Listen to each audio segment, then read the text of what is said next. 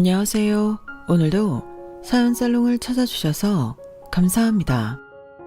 저는 경기도 외곽에 사는 30대 여자입니다. 이 이야기를 꺼내기까지 많은 고민을 했어요. 다행히도 지금은 다 마무리 지어진 이야기지만 아직도 문득 그때를 생각하면 가슴이 좀 미어지거든요. 생각해보니 제가 제 이야기를 주변에 잘 하지 않는 성향이더라고요. 어떤 사람들은 주변에 자신의 이야기를 하면서 스트레스를 풀고 위안도 받는다고 하는데 제 성격상 그게 잘 안 되더라고요. 사실 결혼을 하고 난 후 이야기는 더더욱 주변에 잘 안 하게 되는 것 같기는 해요. 이야기해봤자 내가 선택한 결혼이고 괜히 가족들만 욕먹이는 것 같아서요. 하지만 아무리 나쁘끄러운 이야기라도 누군가에게 털어놔야만 속 시원한 이야기도 있는 것 같아요. 그래서 이렇게 사연을 적게 되었습니다. 이 이야기는 결혼 전부터 시작된 이야기예요. 겉으로 보면 별일 아닌 것처럼 보일 수도 있지만 작은 거짓말 하나, 조그만 오해 하나가 얼마나 크게 번질 수 있는지 뼈저리게 느꼈던 경험이 됐어요. 이 일을 겪으면서 가족이라는 울타리가 참 따뜻하면서도 때로는 차갑다는 생각이 들었어요. 서로를 가장 믿고 의지해야 할 사람들이 때로는 가장 날카로운 말을 던질 때도 있더라고요. 이 이야기를 통해 누군가는 비슷한 아픔을 덜어냈으면 좋겠고 누군가는 좀 더 솔직하게 마음을 나눌 수 있었으면 해요. 이야기를 시작하기 전에 저희 가족에 대해 먼저 소개를 하고 지나가야겠어요. 친정아빠는 한복 장인이셨어요. 손끝이 정말 섬세하고 정갈한 분이셨죠. 바늘한 땀, 실한올까지 정성을 다해서 한복을 만드셨고 그 한복을 입은 사람들이 기쁜 얼굴로 거울을 볼 때마다 아빠께서는 정말 행복해 하셨어요. 엄마는 가게에 손님이 찾아오면 환하게 웃으며 맞이하시고 손님 한 분 한 분에게 어울리는 색과 디자인을 추천해 주시곤 했어요. 그렇게 부모님은 작은 한복 가게를 운영하면서 서로를 의지하며 저를 키우셨죠. 하지만 시간이 흐르면서 한복을 찾는 사람들이 점점 줄어들기 시작했어요. 명절에도 한복 대신 간편한 옷을 입는 사람들이 많아졌고 결혼식에서도 드레스를 선호하는 추세로 바뀌었죠. 한복을 입는 날이 특별한 날이 아니라 어쩌다가 한번 입는 옷이 되어버린 거예요. 가게는 점점 적자로 돌아섰고 결국 부모님은 오랜 고민 끝에 한복 가게 문을 닫으셨어요. 부모님께서 가게 간판을 내릴 때 그날의 허탈한 뒷모습이 아직도 눈에 선해요. 그렇게 가게를 정리한 뒤로 새 출발로 도전하신 일은 전기구이 통닭 장사였어요. 기름기를 닦고 닭들이 고르게 익도록 위치를 조정하고 한 마리 한 마리 잘 익었는지 확인하며 기계를 돌리셨죠. 처음에는 두 분 다 낯설어 하셨어요. 한복집에서 고운 비단을 만지던 손으로 이제는 통닭을 만져야 했으니까요. 하지만 아빠께선 늘 이렇게 말씀하셨어요. 어떤 일이든 손끝에서 정성을 다하면 그게 바로 장인의 길이야. 트럭 전기구이 통닭 장사는 단순한 생계수단이 아니라 새로운 길을 열어가는 작은 일터이자 보금자리였어요.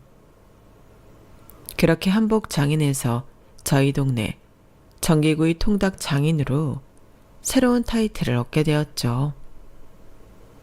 하지만 그 정직하고 성실한 삶이 누군가에게는 그다지 자랑스럽지 않은 일로 보였던 것 같아요. 이제부터 그 이야기를 시작해보려고 해요.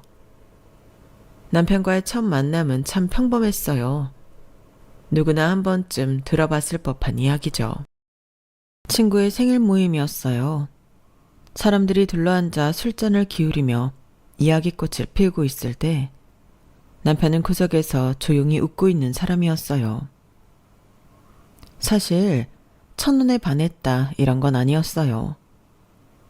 남편은 키가 크지도 않았고 눈에 띄는 외모도 아니었거든요. 하지만 이상하게 그 사람이 웃을 때마다 주변 공기가 조금 더 부드러워지는 것 같았어요. 모임이 끝나갈 때쯤 남편이 슬쩍 제 옆으로 와서 말을 걸었어요. 오늘 이야기 재미있게 잘 들었어요. 다음에 또 볼 수 있을까요? 그렇게 번호를 주고받았고 몇 번의 연락과 몇 번의 데이트 끝에 저희는 연애를 시작했어요. 남편은 참 따뜻한 사람이었어요. 작고 사소한 것까지 기억해주고 제가 피곤해 보이면 말없이 제 손에 따뜻한 커피를 지어주는 사람이었죠. 친정 식구들에게 처음 인사하는 자리에서도 부모님께 90도로 허리를 숙이며 이렇게 말했어요. 따님과 진지하게 만나고 있습니다. 잘 부탁드립니다. 그 모습이 얼마나 믿음직스럽고 든든하던지 몰라요. 어느 날 저녁 데이트를 하던 도중 남편이 담백한 말투로 묻더군요. 우리 결혼할까? 프로포즈라고 하기에는 조금 투박했지만 그 눈빛만큼은 진심이었어요. 저 역시 망설일 이유가 없었죠. 결혼 이야기가 오가고 시댁에 인사를 드리기로 한 날이었어요. 그날은 저도 긴장됐고 남편도 잔뜩 긴장한 모습이었죠. 둘이서 집을 나서기 전에 제가 남편에게 물었어요. 우리 부모님에 대해서도 알고 계셔? 트럭 통닭 장사 하시는 거. 혹시나 따로 질문을 하실까 싶어 별 생각 없이 물어본 거였어요. 그런데 남편이 망설이더라고요. 그게 솔직히 말씀드리면 부모님이 안 좋아하실 것 같아서. 우리 부모님이 좀 보수적이셔서 말이야. 괜히 편견을 가지실까 봐. 뭐라고? 그럼 당신은 우리 부모님 직업을 속이겠다는 거야? 아니, 그게 아니라 그냥 조금 돌려서 얘기하면 어떨까 해서. 그래, 솔직히 말해서 대단한 직업은 아니야. 하지만 우리 부모님은 자부심을 갖고 성실하게 일하고 계셔. 예전에 한복 장인이셨던 솜씨로 이제는 다른 일을 정성스럽게 하고 계실 뿐이야. 트럭에서 통닭을 파는 게 왜 부끄러워야 해? 나는 한 번도 부끄럽다고 생각해 본 적 없어. 만약 당신이 그게 부끄럽다면 이 결혼은 다시 생각해 보는 게 좋겠어. 그런 뜻이 아니잖아. 뭘 그렇게까지 말해. 그런 뜻이 아니면 뭔데? 그냥 먹고 사는 일에 대해 이야기하는 것 뿐인데 그걸 왜 말을 못하겠다는 거야? 부끄러워서밖에 더 있어? 남편은 당황한 얼굴로 저를 바라보다가 고개를 푹 숙였어요. 그 모습에 제 마음도 덜컥 내려앉았지만 이 문제만큼은 물러설 수 없었어요. 미안해. 내가 알아서 잘 말씀드려 볼게. 당신 부모님을 부끄럽게 생각한 적은 절대 없어. 오해는 안 했으면 좋겠어. 그 말에 저도 조금 마음이 풀렸고 그렇게 이야기는 일단락 됐어요. 알아서 잘 이야기하겠다고 했으니까 저는 그 말을 믿었어요. 저희 부모님의 직업에 대해 진솔하게 말하고 시댁도 그 이야기를 듣고 괜찮게 넘어갔을 거라 믿었죠. 하지만 그 믿음은 나중에 산산조각이 나버리고 말았어요. 그때 남편이 알아서 잘 이야기해 볼게 라고 했던 말이 돌려서 말하겠다는 뜻이었다는 걸 알게 된 건 결혼하고 한참이 지나서였거든요. 그걸 처음으로 눈치챈 건 상견례 날이었어요. 상견례는 꽤 화기애애한 분위기에서 시작됐어요. 서로 덕담을 주고받으며 웃음이 오갔고 별다른 갈등 없이 식사가 무르익어가던 그때였어요. 시어머니가 숟가락을 내려놓고 살짝 미소를 지으며 말씀을 시작하셨죠. 사실 저희는 공무원 집안이라 큰돈을 만져본 적은 없어요. 적당한 월급으로 욕심 없이 안정적인 것에 만족하면서 소소하게 살아온 사람들이죠. 그래서 항상 자영업 일을 잘하고 있는 분들을 보면 내심 부럽더라고요. 저 입장에서는 공무원분들이 더 대단한걸요. 장사라는 게 잘 되는 날도 있고 안 되는 날도 있고 생계랑 직접적으로 연결되다 보니 불안한 날들이 훨씬 많습니다. 성실하게 공부하셔서 안정적인 직장을 잡으신 것이 참 대단하고 부럽습니다. 그래도 본인만의 철학을 가지고 자기 일을 한다는 게 얼마나 힘든 일인가요? 요즘 치킨 장사가 그렇게 잘 된다면서요? 다음 생에는 꼭 장사하는 남편 만나서 살아보고 싶다니까요. 말씀은 너무 감사하지만 그렇게 대단한 장사를 하고 있는 것도 아니고 그냥 약소하게 하고 있는 건데요. 작은 가게라도 가지고 있는 게 어디예요? 내 가게가 있다는 것만으로도 부러운걸요? 자영업은 정년이 없잖아요. 공무원은 퇴직하면 연금이 있긴 하지만 가게는 체력 닿는 데까지는 계속 운영할 수 있으니까요. 그 순간 아빠는 짧게 웃었고 엄마도 그냥 고개를 끄덕이셨어요.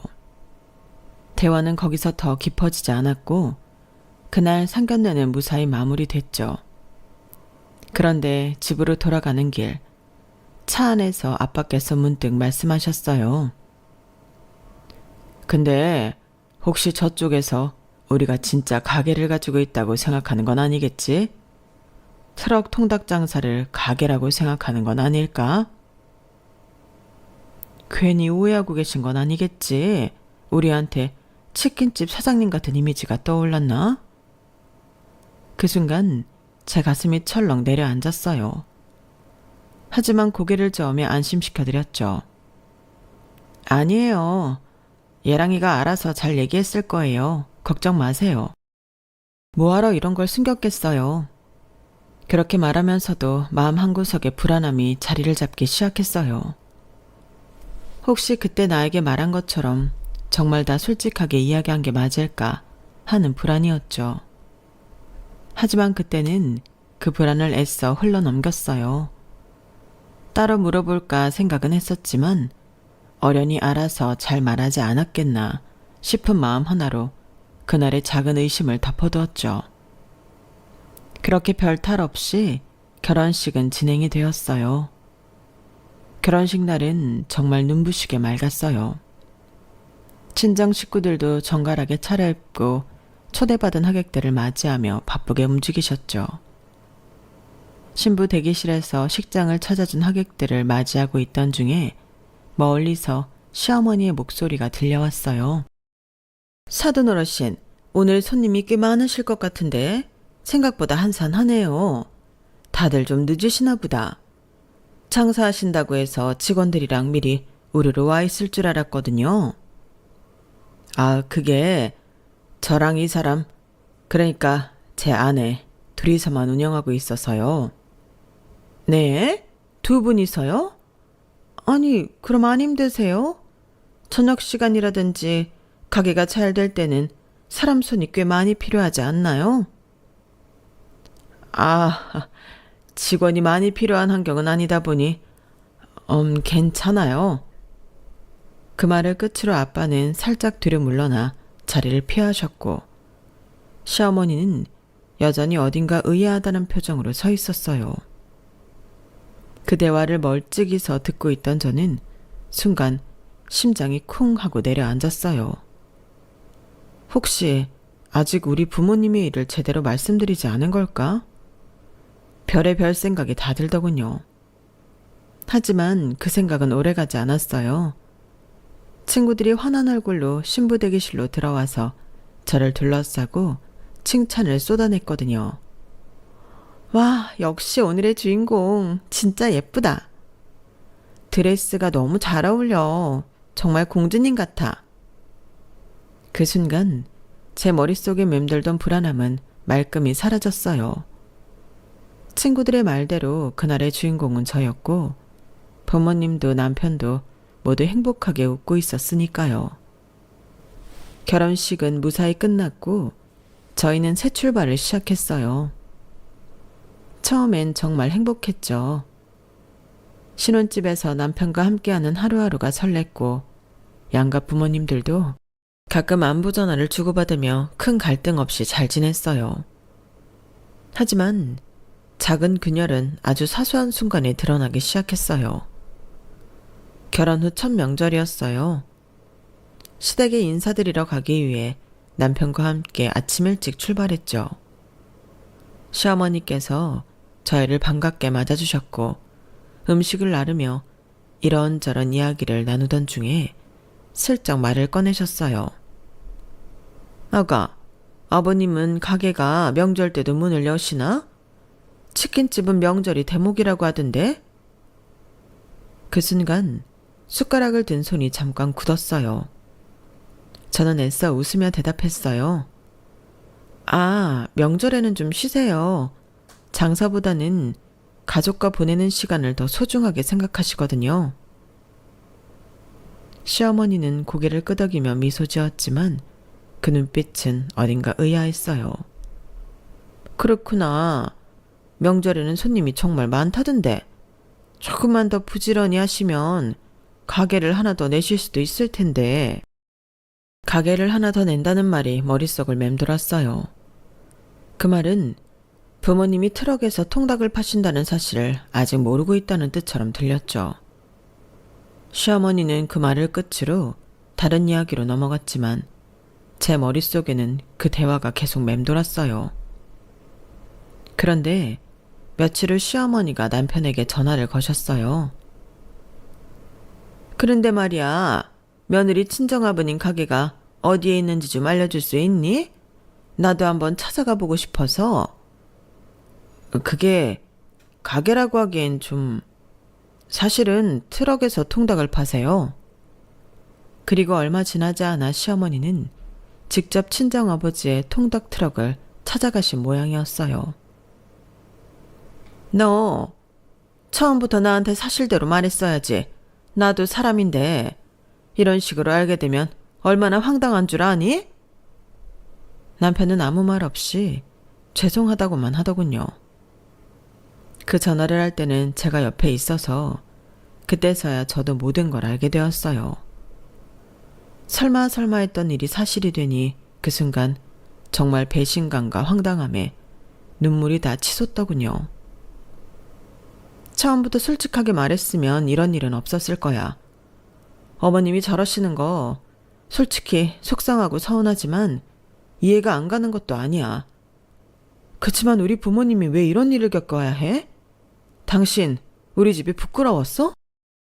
미안해 여보. 그런 게 아니라 사실은 트럭에서 파는 거나 가게에서 파는 거나 다를 게 없다고 생각해서 두루뭉실하게 말씀드렸어.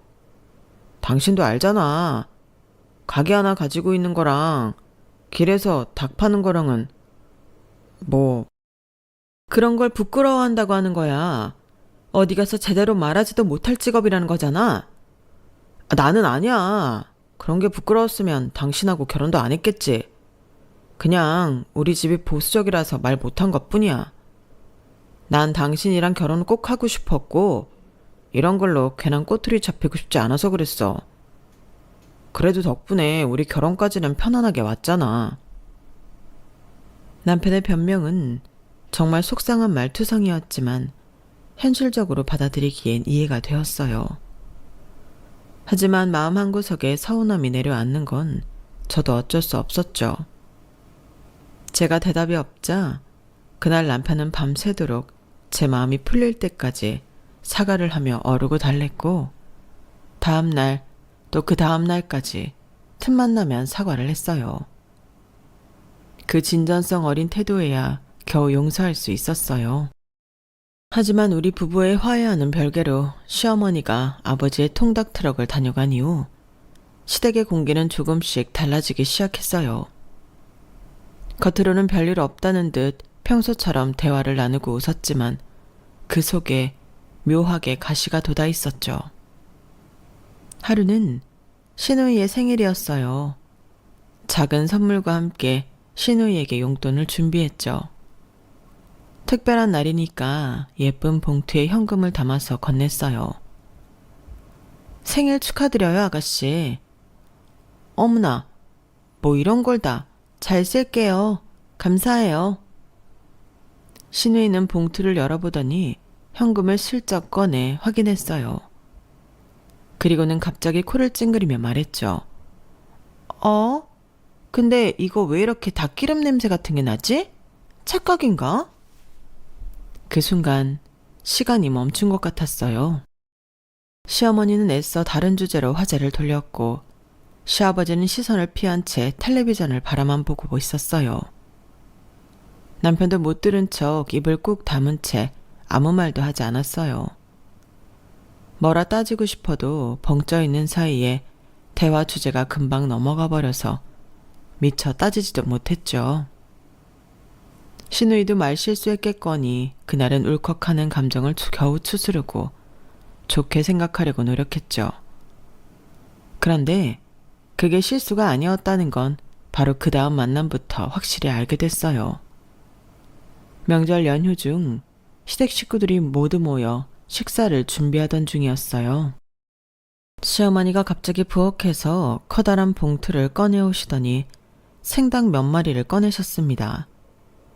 아가, 이거 좀 손질해 줄래? 통닭집 딸이니 이런 건 잘하겠지? 그 말씀에 숨은 의도가 분명히 보이니 순간 화가 나더라고요. 네? 어머님, 죄송하지만 제가 닭 손질해 본 적은 없어서요. 아유, 그래도 보고 자란 세월만 몇십 년일 텐데 이런 걸 못하겠니? 하면 다 잘하게 되어 있어. 원래 어깨너머로 배우는 게 가장 잘 배우는 거다? 그럼 어머님이 더 잘하시겠는데요. 요리 경연 프로그램 자주 보시잖아요.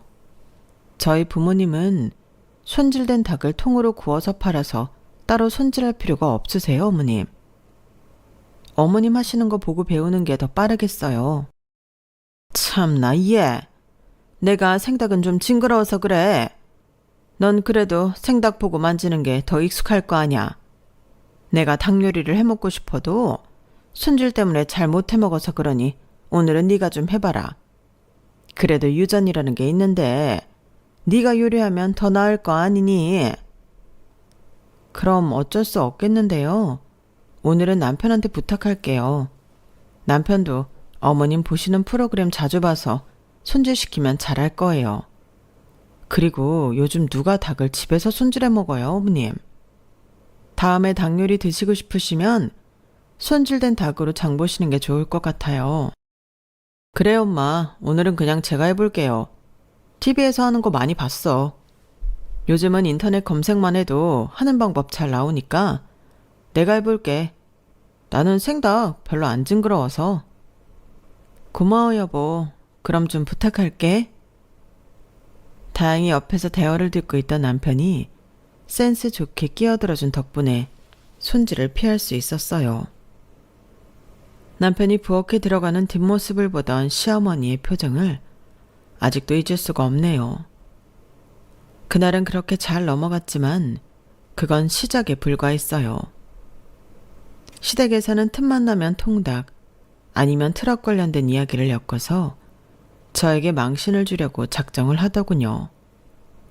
저도 당하고만 있을 성격은 아니라 그때그때 잘 받아치기는 했지만 점점 작정한 사람들처럼 그러니 저도 사람인지라 힘들더라고요.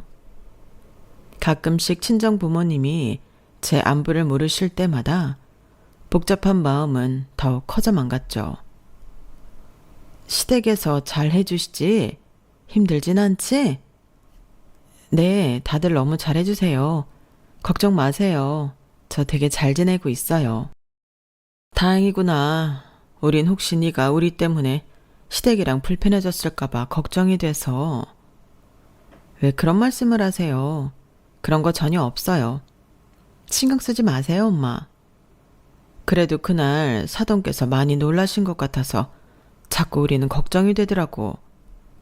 그거야 처음에 남편이 오해하게 만들어서 그런 거지 우리가 잘못한 건 없잖아요. 그건 그렇지만 그래도 신경 쓰이는 게 부모 마음이란다. 그날 시어머니가 엄마 아빠 앞에서 놀란 티를 많이 낸 모양인지 엄마 아빠는 늘 시댁에서 잘 지내고 있는지 걱정을 하시더라고요. 그렇다고 정말 사실대로 말하고 싶지는 않아서 매번 잘 지내는 척 선의의 거짓말을 했어요. 부모님에게까지 상처를 드리고 걱정시켜드리고 싶진 않았거든요. 그러던 어느 날 친정 엄마께서 전화를 하셨어요. 우리 사돈댁께서 생신이 곧이라며 내가 작은 선물 하나 보냈다. 네가 꼭 전해드려라. 그 말을 듣고 가슴이 철렁 내려앉았어요. 엄마께서 보낸 선물은 고급 브랜드의 스카프였어요. 부드러운 촉감과 고급스러운 무늬가 한눈에 봐도 꽤 비싼 선물임을 알 수 있었죠. 엄마, 이런 거 왜 보내고 그래요? 이런 건 엄마나 하시지. 이 브랜드 거 얼마나 비싼데 이런 걸 사고 그래. 하지만 엄마는 웃으며 말씀하셨어요. 네가 그렇게 잘 지낸다니까 얼마나 고마운지 몰라. 딸 가진 부모로서 네 시어머니께서 너를 잘 챙겨주신다니 감사해서 보내는 거야.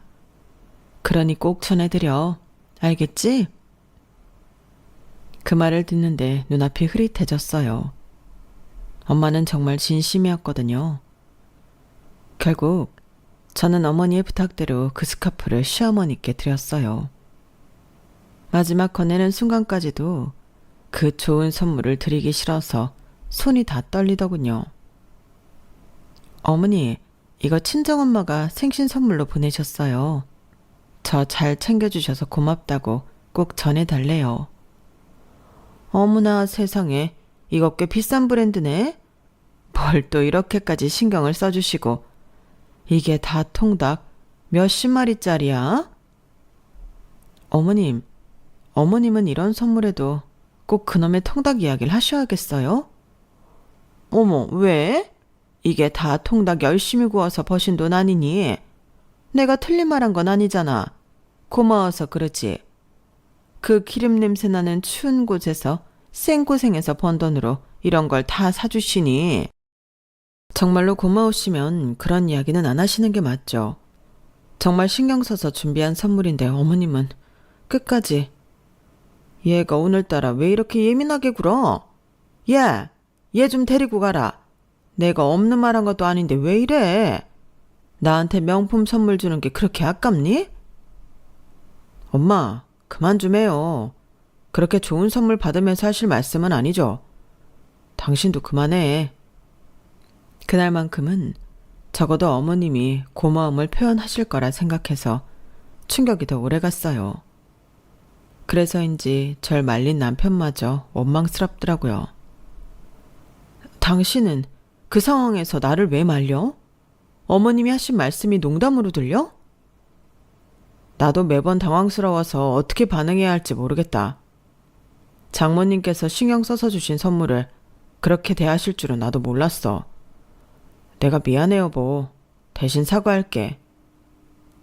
남편도 그날만은 시어머니가 선을 3개 넘었다고 생각했는지 손이 발이 되도록 제게 빌더군요. 남편의 마음은 알았지만 남편이 대신 사과한다고 해서 그게 없어지는 일도 아니고 도로 스카프를 뺏어오고 싶은 마음을 참느라 정말 혼났죠. 그런데 결국 참을 수 없는 사건이 터지고야 말았어요. 친정아빠의 생신이 다가올 즈음 예상치 못한 전화 한 통이 걸려왔어요. 시어머니였어요. 나도 사돈어른 생신에 참석해야겠어. 지난번에 생일 선물도 받았고 예의상 얼굴은 한번 뵈어야지. 솔직히 그 말에 조금 얼떨떨했어요. 평소 딱히 교류도 없던 분께서 굳이 친정아빠의 생신에 참석하시겠다고 고집을 피우는 모습이 낯설었죠. 하지만 워낙 좋은 선물을 받는 게 있어서 그런가 보다 생각하니 이해는 되더라고요. 그래서 별 의심 없이 식사 장소와 시간을 알려드렸어요. 친정에서 이 이야기를 전하자 두 분도 조금 의아해 하셨어요.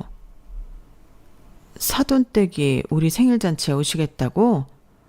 이런 적은 처음이라 좀 갑작스럽긴 하네. 하지만 어머니는 이내 미소 지으며 말씀하셨죠. 그래도 뭐 이럴 때 얼굴 한번 뵙는 거지 또 언제 뵙겠어? 그렇게 생신날이 다가왔고 아빠가 좋아하시는 고급 한정식 식당을 예약했어요. 식당에 도착하자 가장 먼저 눈에 들어온 건 단정하고 정갈하게 한복을 차려입은 부모님의 모습이었어요. 아버지는 식당에 들어오면서도 한복 매무새를 다듬으며 말씀하셨어요. 오늘은 생일이니까 좀 특별하게 차려입어봤다. 한복이 참 곱지? 우리 둘 다 오늘 참 멋지지 않니? 간만에 사돈도 뵙는 자리니 한껏 꾸며봤다. 당신이 찌은 한복은 아무리 시간이 지나도 참 때깔이 좋다니까요. 아빠가 만든 한복만큼 예쁜 옷은 세상 어디에도 없는 것 같아요. 정말 멋있어요.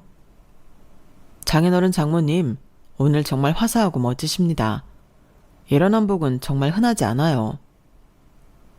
주고받는 덕담 가운데 조금 시간이 흐르고 시어머니와 시아버지가 도착했어요. 시어머니는 세련된 검은 코트를 입고 명품 쇼핑백을 손에 들고 있었어요. 식사가 한창일 때 시어머니가 명품 쇼핑백을 꺼내들며 말했어요.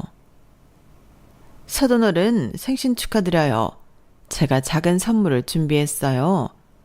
요즘 날씨가 많이 춥잖아요. 쓰고 일하면 따뜻할 거예요. 쇼핑백에서 꺼내든 것은 털모자였어요. 아버지는 털모자 가운데 박혀있는 명품 로고를 보시고는 한참을 망설이다가 어색하게 웃으며 모자를 받으셨어요. 아유, 이런 걸 저한테 이게 너무 고급스러워 보여서 제가 어울릴까요? 아유, 장인어른 당연히 어울리죠. 오늘 한복이랑도 잘 어울리실 거예요. 한번 써보세요. 식탁에 앉아있던 모든 이들이 아버지를 바라봤고 아버지는 부끄러움과 망설임 끝에 천천히 모자를 쓰셨어요. 한복 위로 털모자가 얹어진 모습은 귀엽고 정겨웠어요. 처음에는 그 귀여운 모습에 웃음만 나왔지만 몇 초가 지나지 않아 뭔가 이상한 기분이 들더라고요. 모자 가운데 명품 로고가 익히 사람들이 알고 있는 모양과는 약간 다른 듯한 기분이 들었어요. 아빠, 근데 잠깐 모자 좀 줘보시겠어요? 뭔가 이상한 것 같은데? 이상하다니? 뭔가 제가 알고 있던 모양이랑 다른 것 같아서요. 그때 시어머니가 피식 웃으며 한마디를 던졌어요. 젊은 애라 그런가 눈치가 빠르네. 사실 이 모자 정품은 아니에요. 그래도 말 안 하면 티도 별로 안 나죠. 로고 봐도 잘 모르시겠죠? 어머님, 그게 무슨 말씀이세요? 지금 저희 아빠한테 짝퉁을 선물하셨다는 건가요? 뭐 그렇지. 그래도 짝퉁도 급이 있다. 이건 꽤 가격대가 있는 거야. 뭐 처음에는 진품으로 선물하려고 했는데 생각해보니 돈이 좀 아까운 거 있지 뭐니.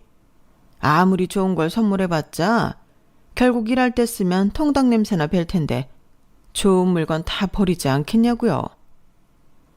어머님, 그렇다고 어떻게 이러실 수가 있어요? 저희 부모님은 어머님 생신 때 진품으로 드렸어요. 같은 진품으로 선물을 주시진 못하더라도 선물에 성이라는 게 있는 거죠. 저희 아빠도 연세도 있으신데 이렇게 티나는 짝퉁을 어떻게 쓰라고 주시는 거예요? 예, 연세랑 무슨 상관이니? 길에서 장사하는 사람들이 명품을 쓰든 가품을 쓰든 사람들이 신경이나 쓰겠니? 차라리 짝퉁이어야 맘 놓고 쓰지. 내가 다 사돈어른 배려해서 고른 선물이야. 명품도 써본 놈이 쓴다고 명품 사왔음 모셔놓고 쓰지도 않을 거 아니니. 어머님, 무슨 저희 집에 억하심정이라도 있으세요? 닭장사하는 게 뭐 잘못하는 건가요? 저희 부모님 자부심을 갖고 일하는 분들이세요. 어머님 마음에 차는 일 아니라고 어떻게 이렇게 모욕을 주세요? 저도 더는 못 참아요. 얘가 무슨 소리를 하는 거야? 너는 너희 집 식구밖에 생각 못하니?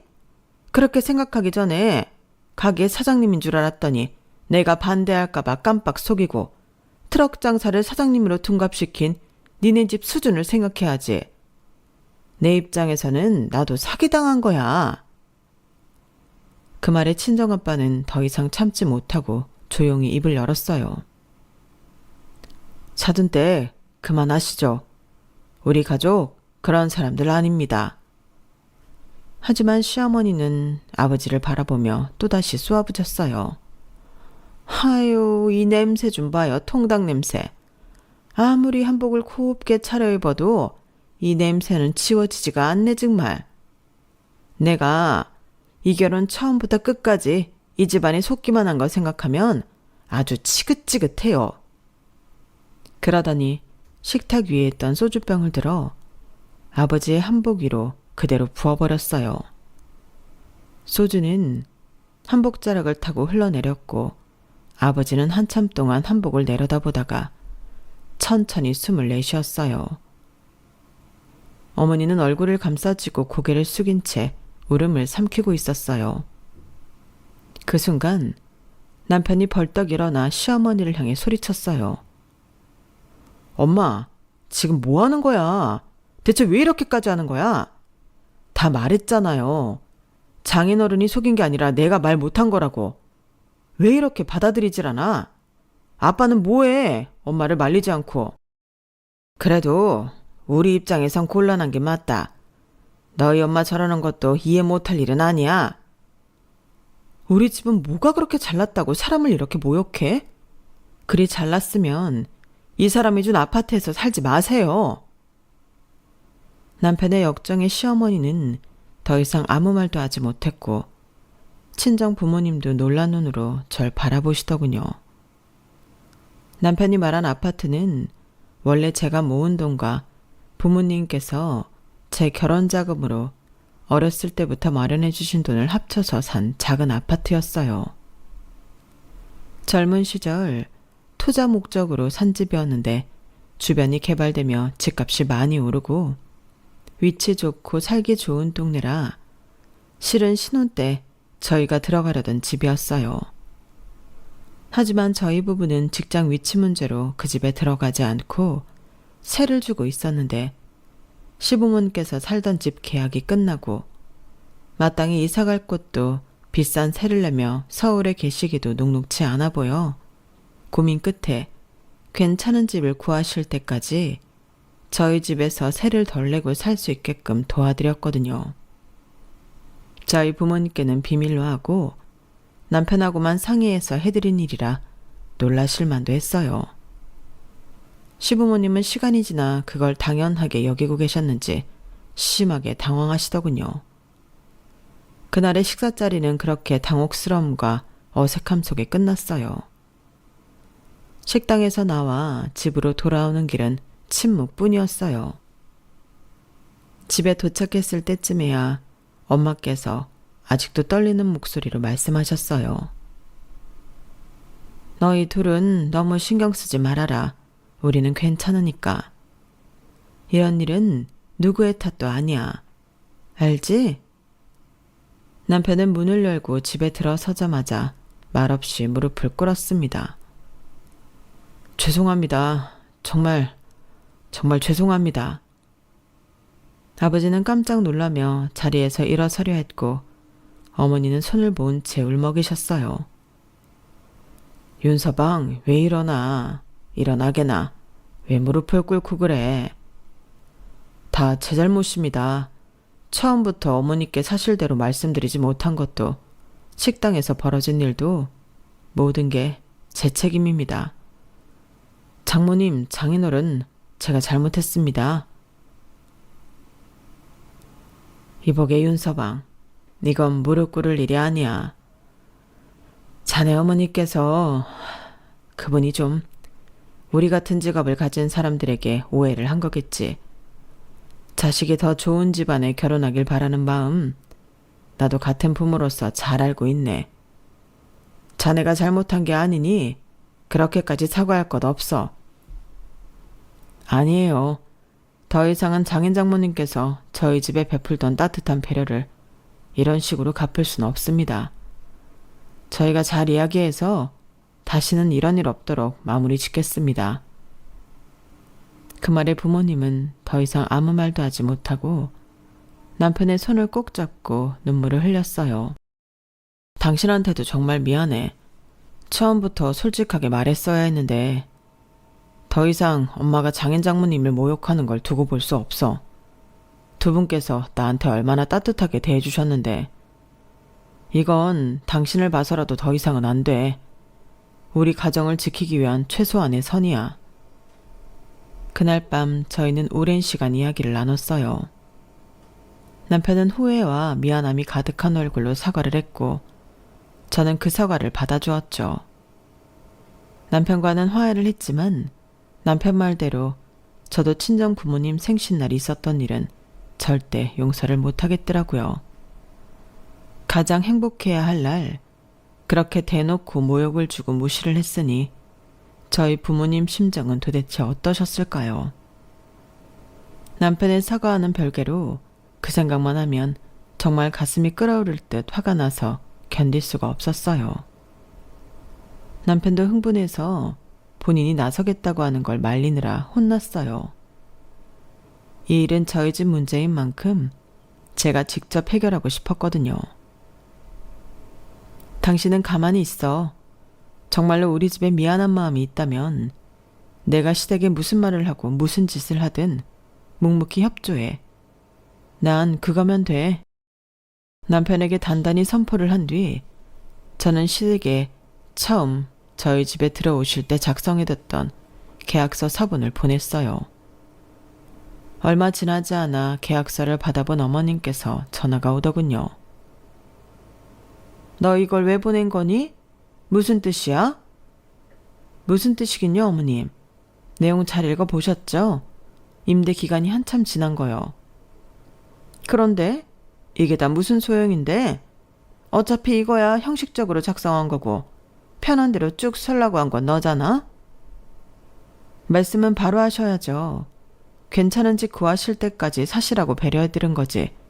제가 평생 눌러 앉으시라고 그런 건 아니잖아요? 그 잘나신 공무원 연금도 나오시는데 지질이 궁상 그만 떠시고 저희 집에서 이만 나와주세요. 저희 부모님이 보태준 집이라 통닭 냄새 엄청날 텐데 거기서 계속 지내시게 할 순 없잖아요. 예, 갑자기 여기서 그 얘기가 왜 나와? 너 지금 그날 기분 나빴다고 나한테 시위하니? 시위는요. 저도 이제 그냥 그 집은 제가 받고 세주고 싶어서 그런 거니 오해 마세요. 어머님도 통닭 냄새에 그렇게 기겁을 하시니 겸사겸사 서로 좋은 일 하자는 거죠. 그렇게 저희 집 무시하면서 저희 집 돈 들어간 집에서 사시는 거 쪽팔리지 않으세요? 뭐야? 어쨌든 미리 말씀드렸으니 한 달 안에 이 집에서 나가주세요. 계약 기간도 끝났고 어머님 아버님 여기서 더 지내실 이유 전혀 없으세요. 야, 갑자기 나가라고 하면 없던 집이 구해지니? 괜찮은지 못 구해서 여기 있는 거 뻔히 다 알면서. 그건 두 분 사정이고요. 저한테 배려받을 일은 아닌 것 같은데요. 이렇게 안 나가려고 버티실 거 알고 임대 종료 통지서도 다 준비해 뒀어요. 서로 서류 주고받으면서 얼굴 붉히기 전에 좋게 좋게 나가시죠. 너 지금 네가 이러고도 잘 살 수 있을 것 같아? 결혼이라는 걸 아주 우습게 봤구나. 네가 이러면 우리 아들이 가만히 있을 줄 알아? 글쎄요. 그렇게 말씀하시는 건 어머님 아들이자 제 남편이라는 걸 잊어버린 것 같은데요. 제가 제 명의로 된 집에서 나가라고 하는데 어머님 아들이 뭘 할 수 있는데요. 이미 저희끼리는 다 동의된 부분이에요. 동의를 했다고? 말도 안 돼. 시어머니는 당장 남편에게 전화를 걸어 화를 냈어요. 너 정말 이럴 거야? 너 대체 지금 누구 편을 드는 거야? 며느리가 저 모양인데 뜯어말리고 싸우지는 못할 망정. 네가 어떻게 엄마한테 이럴 수 있어? 하지만 남편은 차분하게 대답했어요.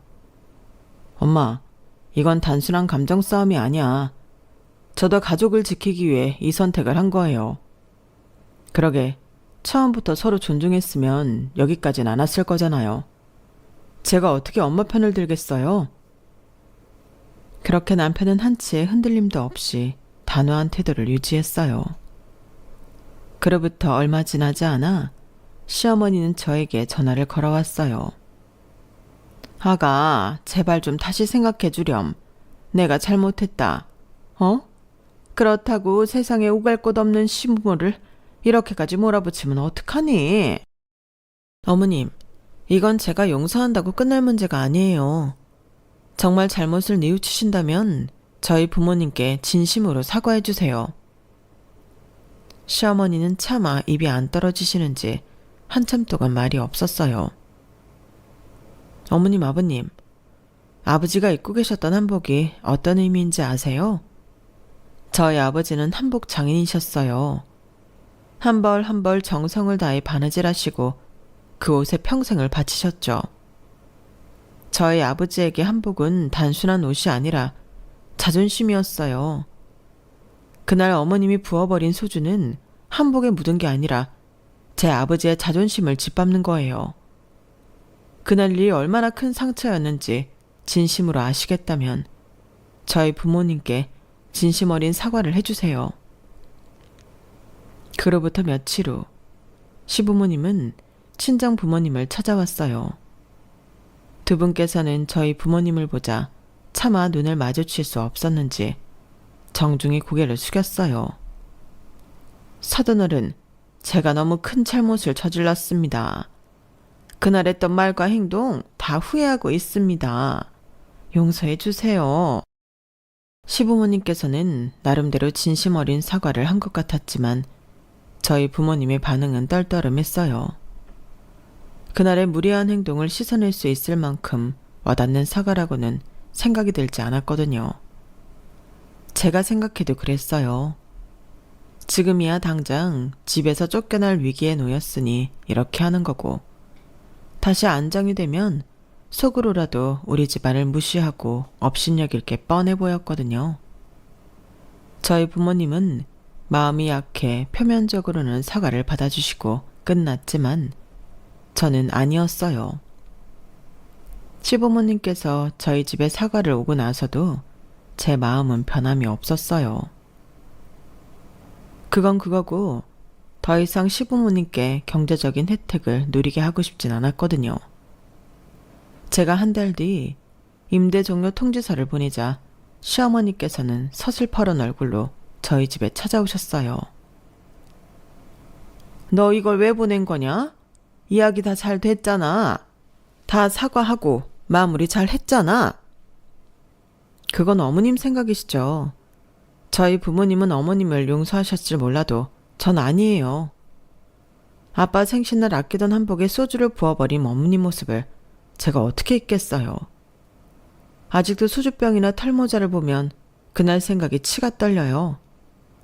죄송하지만 어머님이 그 집에서 편하게 사는 모습을 더 이상은 못 지켜볼 것 같네요. 나가주세요. 단호하게 선포한 이후 시부모님은 태도를 바꾸면 제가 달라질 거라고 생각했는지 지극정성으로 제 비위를 맞추셨어요. 하지만 한 번 다친 마음은 열리지 않았고 약속된 기간이 끝나고도 나가지 않는 시부모님에게 법적인 조치를 취하기 위해 알아봤죠. 네 마음 잘 알겠다. 우리도 집을 알아볼 시간이 필요하니 시간을 조금만 더 다오. 시간은 이미 차고 넘칠 정도로 충분히 드린 것 같은데요. 진작에 제가 말씀드렸을 때 집을 알아보셨어야죠. 저도 더 이상은 시간 못 드려요. 제가 적당히 넘어갈 줄 알았는지 정말 행동을 취하기 시작하자 엄청나게 당황하시며 비시더라고요. 저는 남편을 봐서 딱 한 달만 더 드리기로 했고 약속된 날짜 안에 시부모님은 이사갈 집을 찾아 계약하셨어요. 노후 대책을 제대로 안 해둔 탓에 더 이상은 서울에 살기 힘든 처지가 되셨는지 경기도 외곽에 작은 빌라를 계약하셨더군요. 전에 살던 제 집에 비하면 비좁고 오래된 낡은 건물이었어요. 교통도 좋지 않고 생활권도 영 좋지 않았죠. 시부모님은 지금도 가끔씩 연락이 와서는 어떻게든 다시 도움을 받으려고 하지만 어림도 없죠. 친정 부모님께서는 이제 그만 화풀라고 하시지만 저는 평생 저희 부모님의 자부심을 짓밟은 시부모님을 용서하지 못할 것 같아요. 온 가족의 마음에 대못이 박혔는데 마음에 가지 않은 용서를 한다고 그게 없던 일이 되고 예전 같은 사이로 돌아갈 수는 없다는 생각이 들었거든요. 서로 용서하고 화해한다는 건 아름다운 일이지만 때론 무조건적인 용서만이 미덕이 될 수는 없는 것 같아요. 차라리 이렇게 안 보고 사는 지금이 가시방석 같던 예전보다 훨씬 마음이 편안해진 것 같아요. 제 이야기는 여기까지입니다. 들어주셔서 감사합니다. 항상 건강하시고 행복하세요. 안녕히 계세요. 여러분, 사연 댓글에 응원과 현명한 조언 부탁드려요. 좋아요와 구독은 저에게 큰 힘이 됩니다. 오늘도 좋은 일 가득하세요.